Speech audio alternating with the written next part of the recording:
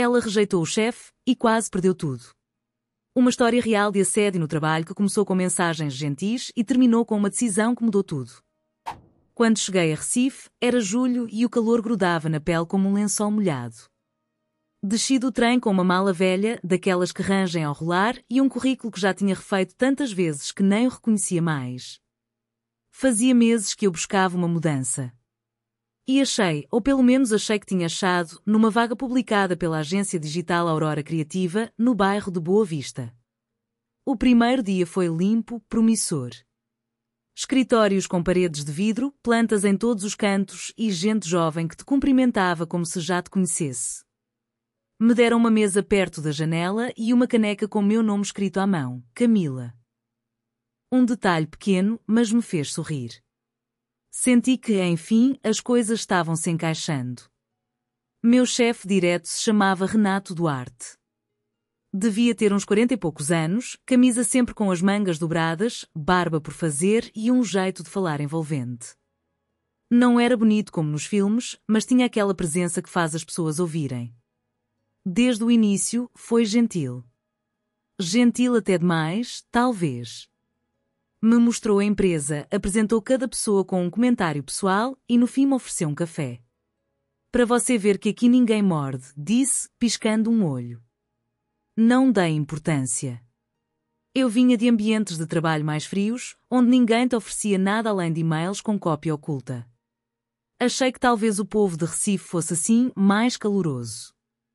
Gostei de pensar isso. As primeiras semanas passaram sem grandes sobressaltos. Eu aprendia, me adaptava, me esforçava. Gostava de me sentir útil. Às vezes ficava um pouco além do horário para terminar tarefas e notei que Renato também fazia isso. Dizia que tinha dificuldade de se concentrar de manhã. Com frequência passava pela minha mesa, perguntava se eu precisava de ajuda, comentava algo sobre minha roupa ou o perfume que usava. Esse cheiro, é jasmim? Tem tudo a ver com você, disse numa tarde, ao me entregar uns documentos. Ri, nervosa. Não soube o que responder.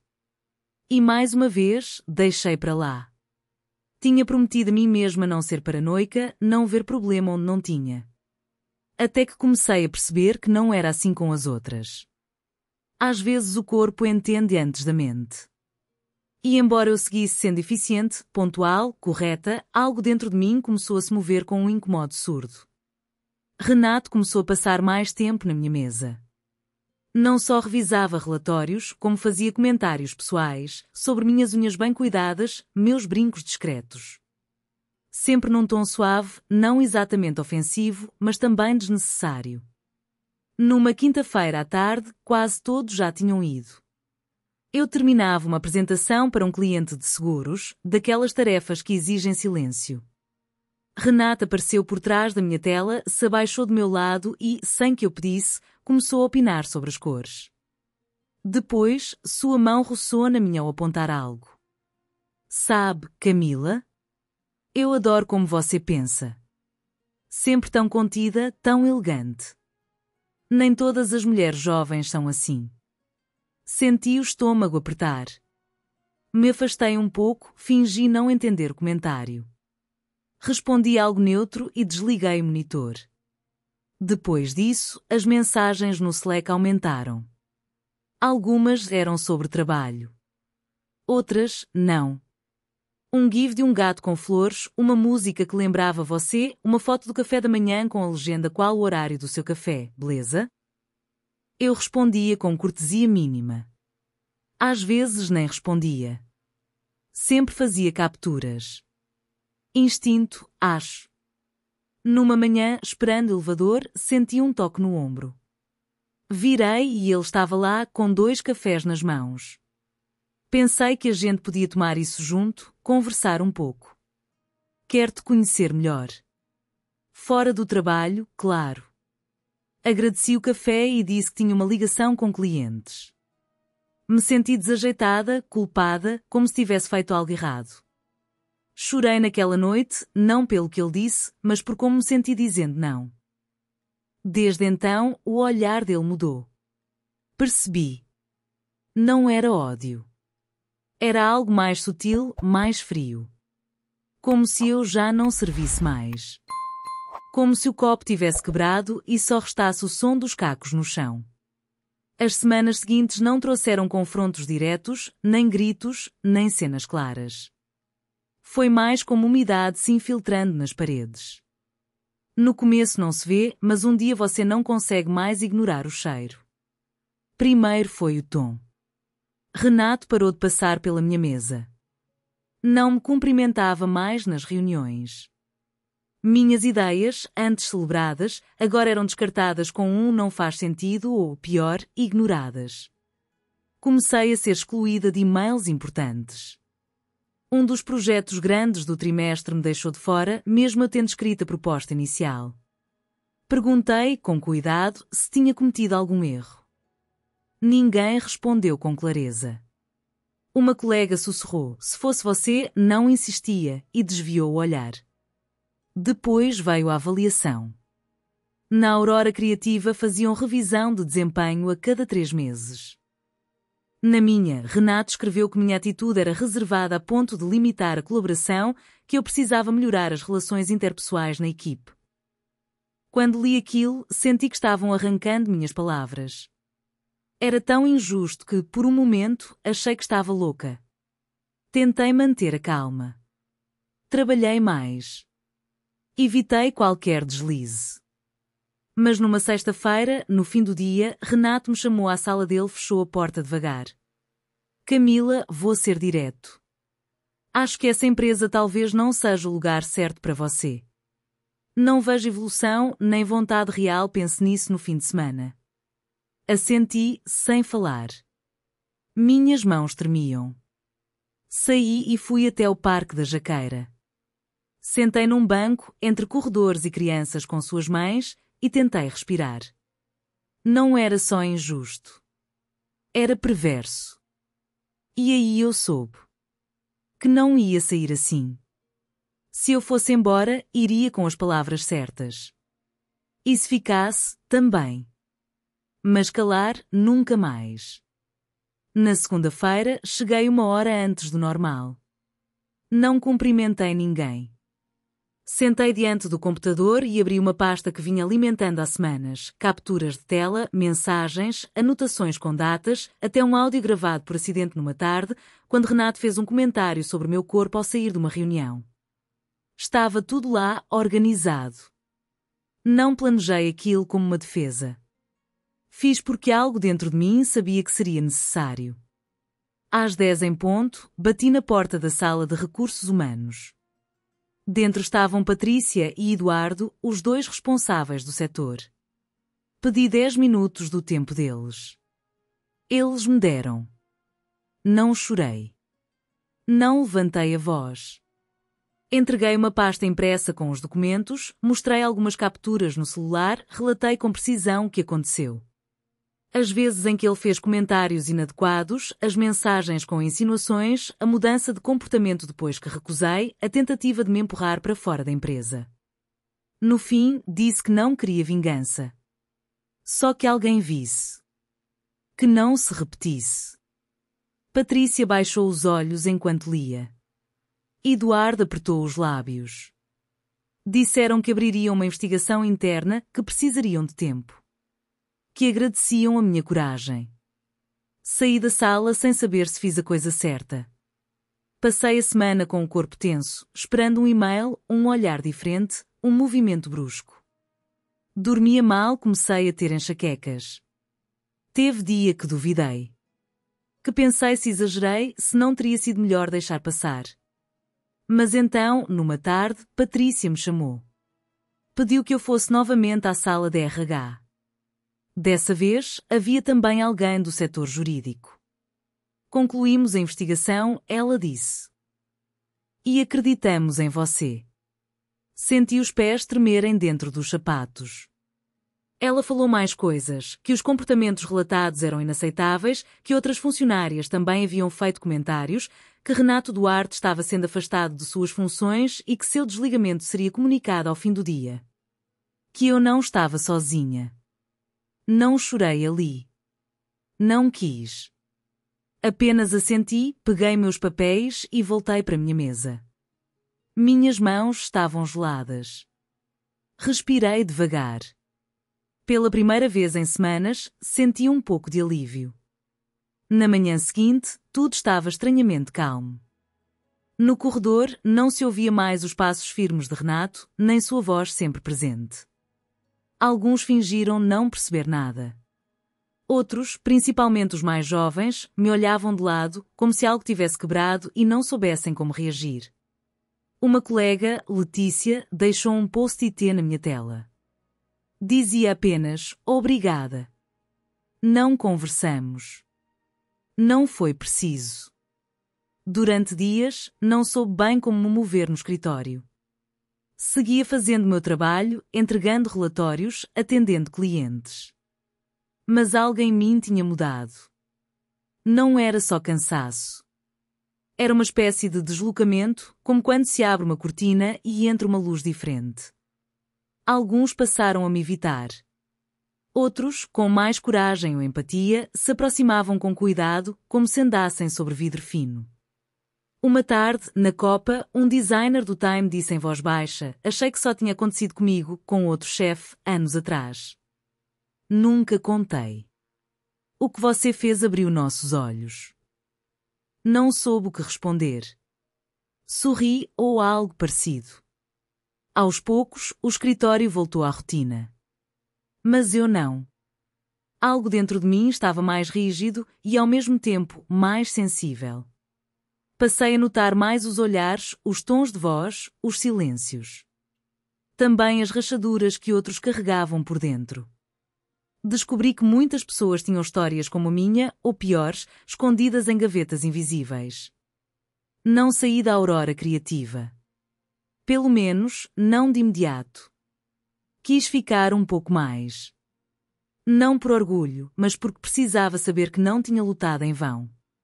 Comecei a colaborar com Patrícia e Eduardo na criação de um pequeno guia de protocolo interno, algo discreto, mas concreto, que pudesse proteger outras pessoas como eu. Como nós. Às vezes, de manhã, ao subir pelo elevador e ver meu reflexo no espelho, paro. Tem dias em que ainda me pergunto se fiz o certo. Mas tem outros, cada vez mais, em que a resposta vem sozinha, sem eu precisar procurar. Um mês depois da saída de Renato, o clima na empresa seguia silencioso. Não houve comunicado oficial, nem e-mails de despedida. Apenas uma ausência visível demais para ser ignorada. A cadeira vazia. O nome que desapareceu do Slack. Os papéis redistribuídos sem alarde. Eu seguia com o meu trabalho, mas também com a escuta aberta. Não por desconfiança, mas porque algo dentro de mim havia despertado. Um senso de atenção. De cuidado. Comecei a notar pequenas mudanças. A forma como os colegas evitavam certas piadas. Como as reuniões se tornaram mais respeitosas.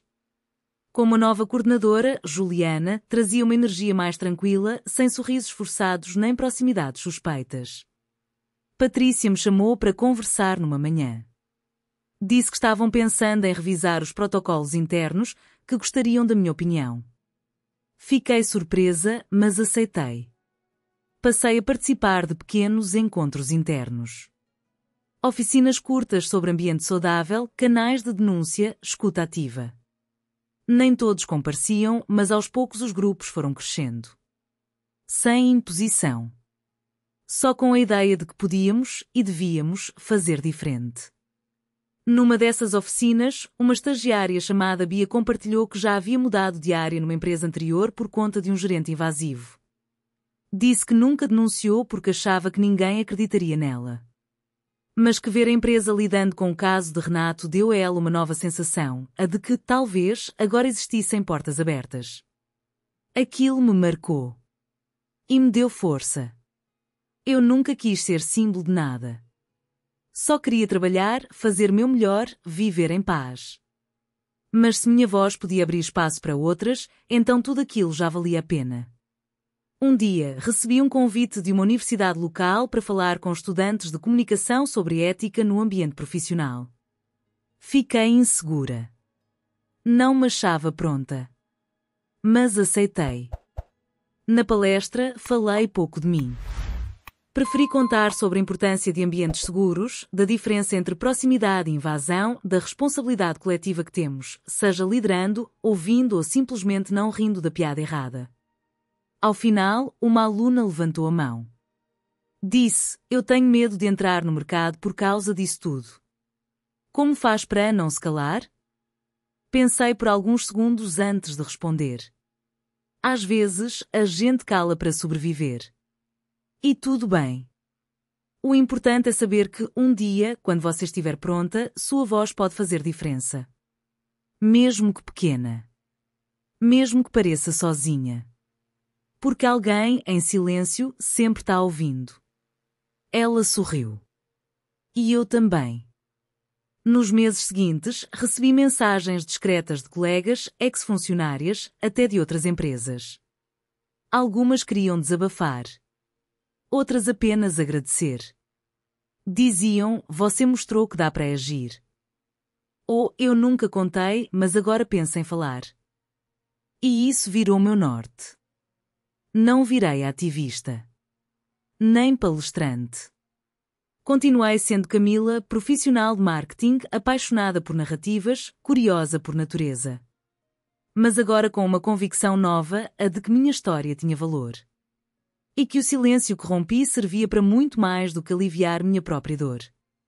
Numa sexta-feira à tarde, enquanto arrumava minha mesa antes do fim do expediente, Letícia se aproximou com um sorriso tímido. Camila, posso te perguntar uma coisa? Claro. Como você teve coragem? Demorei um pouco. Depois respondi. Coragem não é não sentir medo. É agir mesmo com medo. E saber que, se cair, ao menos tentou mudar algo. Ela assentiu, em silêncio. Antes de sair, deixou um bilhete na minha mesa. Você não está sozinha.